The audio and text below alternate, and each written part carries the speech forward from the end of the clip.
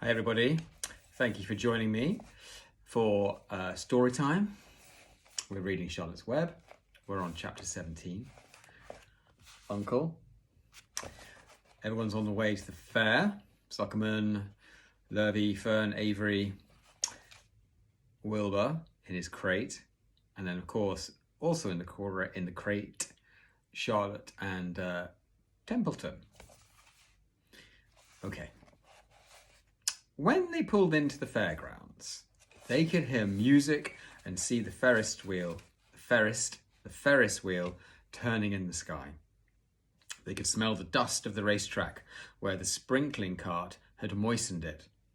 And they could smell hamburgers frying and see balloons aloft.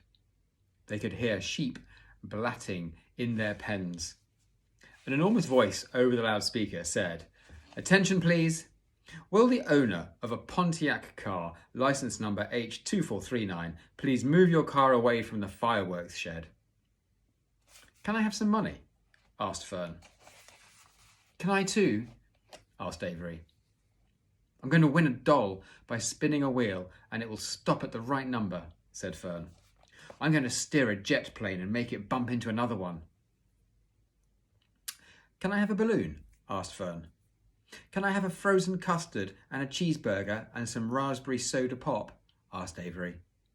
"You children be quiet till we get the pig unloaded," said Mrs. Arable. "Let's let the children go off by themselves," suggested Mr. Arable. "The fair only comes once a year." Mr. Arable gave Fern 2 quarters and 2 dimes.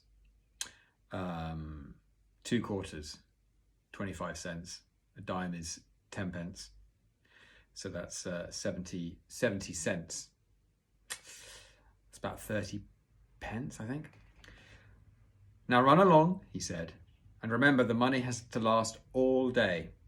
Don't spend it all the first few minutes, and be back here at the truck at noontime so we can all have lunch together.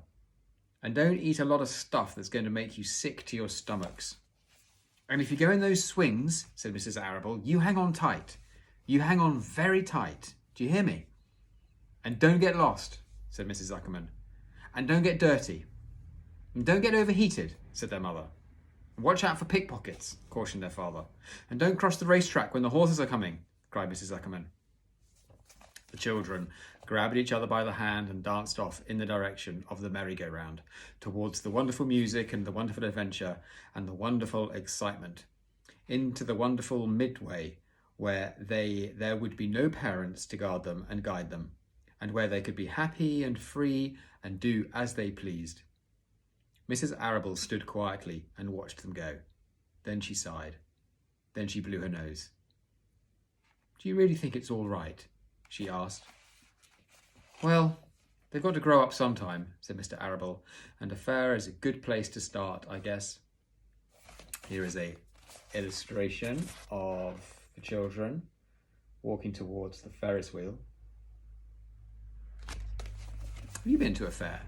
Any of you guys been to a fair? It's been a long time for me.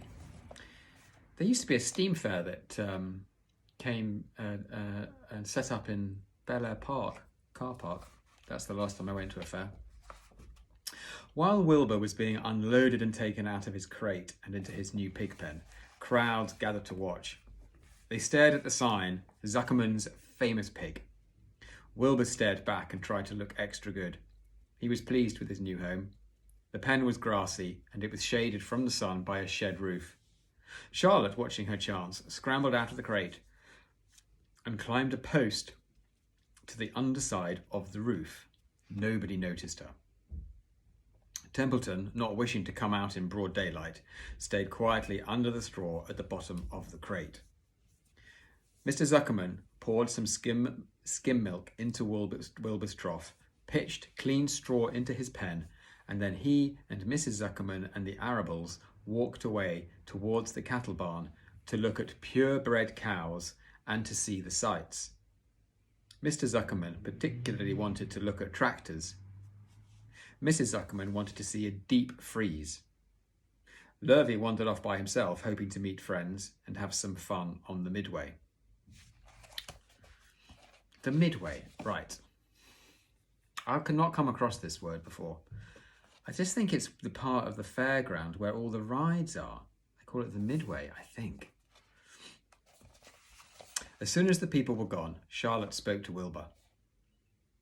It's a good thing you can't see what I see, she said. What do you see? Asked Wilbur. Well, there's a pig in the next pen, and he's enormous. I'm afraid he's much bigger than you are. Well, maybe he's older than I am, and has had more time to grow, suggested Wilbur. Tears began to come to his eyes.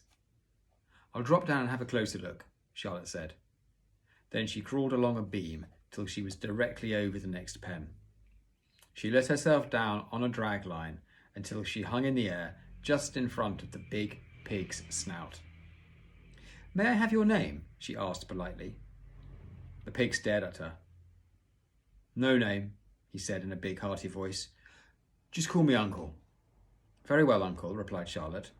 What is the date of your birth? Are you a spring pig? Sure, I'm a spring pig, replied Uncle. What did you think I was, a spring chicken? Ha ha, that's a good one, eh, sister? Mildly funny, said Charlotte. I've heard funnier ones, though. Glad to have met you, and now I must be going. She ascended slowly and returned to Wilbur's pen. Well, he claims he's a spring pig, reported Charlotte, and perhaps he is. One thing is certain. He has a most unattractive personality. He's too familiar, too noisy, and he cracks weak jokes. Also, he's not anywhere near as clean as you are, nor as pleasant. I took quite a dislike to him in our brief interview. He's going to be a hard pig to beat, though, Wilbur, on account of his size and weight. But with me helping you, it can be done. When are you going to spin a web? Asked Wilbur. This afternoon, late, if I'm not too tired, said Charlotte. The least thing tires me these days. I don't seem to have the energy I once had. My age, I guess. Wilbur looked at his friend. She looked rather swollen and seemed listless. I'm awfully sorry to hear that you're feeling poorly, Charlotte, he said. Perhaps if you spin a web and catch a couple of flies, you'll feel better. Yeah, perhaps, she said wearily. But I feel like the end of a long day. Clinging upside down to the ceiling, she settled down for a nap, leaving Wilbur very much worried. Here's a picture of Wilbur and Charlotte. All morning, people wandered past Wilbur's pen. Dozens and dozens of strangers stopped to stare at him and to admire his silky white coat, his curly tail, his kind and radiant expression. Then they would move on to the next pen where the bigger pig lay. Wilbur heard several people make favourable remarks about Uncle's great size. He couldn't help overhearing these remarks, and he couldn't help worrying. And now with Charlotte not feeling well, he thought, oh dear. All morning, Templeton slept quietly under the straw. The day grew fiercely hot. At noon, the Zuckermans and the Arables returned to the pig pen. Then a few minutes later, Fern and Avery showed up. Fern had a monkey doll in her arms and was eating crackerjack. I'm not sure what crackerjack is. It's another American food. Avery had a balloon tied to his ear and was chewing a candied apple. That's a toffee apple here. The children were hot and dirty. Isn't it hot? Said Mrs. Zuckerman. It's terribly hot, said Mrs. Arable, fanning herself with an advertisement of a deep freeze. One by one they climbed into the truck and opened lunch boxes. The sun beat down on everything. Nobody seemed hungry. When are the judges going to decide about Wilbur? Asked Mrs. Zuckerman. Not till tomorrow, said Mr. Zuckerman. Lurvy appeared carrying an Indian blanket that he had won. That's just what we need, said Avery. A blanket. Of course it is, replied Lurvy, and he spread the blanket across the sideboards of the truck so that it was like a little tent. The children sat in the shade, under the blanket, and felt better. After lunch, they stretched out and fell asleep. Okay, I'm going to stop there. End of part 1.